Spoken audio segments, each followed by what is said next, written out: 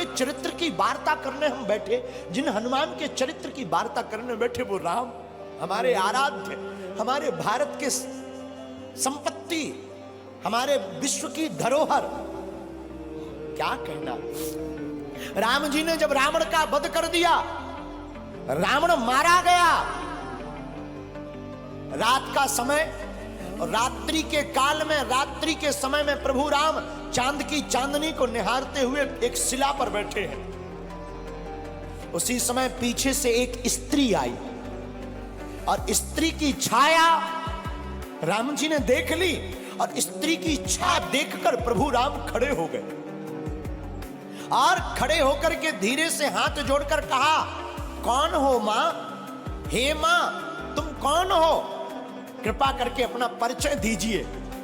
इतना सुनते ही वो छाया रूपी जो स्त्री थी फबक फबक कर रोने लगी। प्रभु श्री राम ने कहा, क्या हुआ, कौन हो तुम? तो वो जो स्त्री थी वो बोली, राम मैं कोई और नहीं, मैं अभाग्नि पापनी रावण की पत्नी मंदोदरी हूं।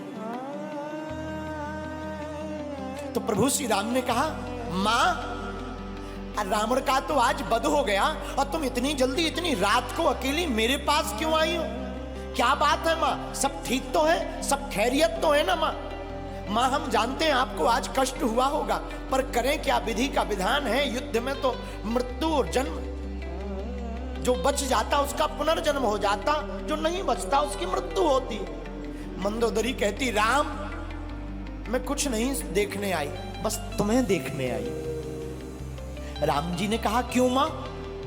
तो मंदोदरी कहती है, राम मैं देखना चाहती हूं को वो वीर कौन है, वो रघुवीर कौन है जिसने हमारे इतने शहंशाह पति को ढेर कर दिया, और उसमें ऐसी कौन सी बात है कि जो हमारा पति किसी से नहीं जीत सका, उसको भी मार डाला। तो प्रभु राम ने हाथ जोड़कर पूछा, मां आपने मुझ में ऐसा क्या देखा, जरा बताओ जो तुम्हारे पति से अलग है।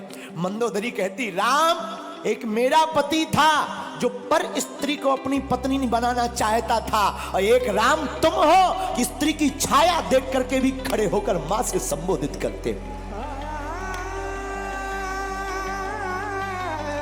ये राम का आदर्श, ये प्रभु श्री राम का स्थापित आदर्श है। ये हमारे आपके भारत के लोगों का सौभाग्य है। मेरे लोगों, आज तक तुमने सिर्फ राम की रोती हुई वार्ताओं को सुनकर उन्हीं को चित्त में रखा। राम वनवासी है तो राम वीर भी है, और राम रघुवीर भी है, और राम के दूत महावीर भी हैं। और हम तुमसे इस बात से ये कहना चाहते हैं कि तुम राम के वंशज हो, तुम भी वीर हो। अब सनातन की रक्षा के लिए तुम भी खड़े हो जाओ और हिंदुओं एक हो जाओ।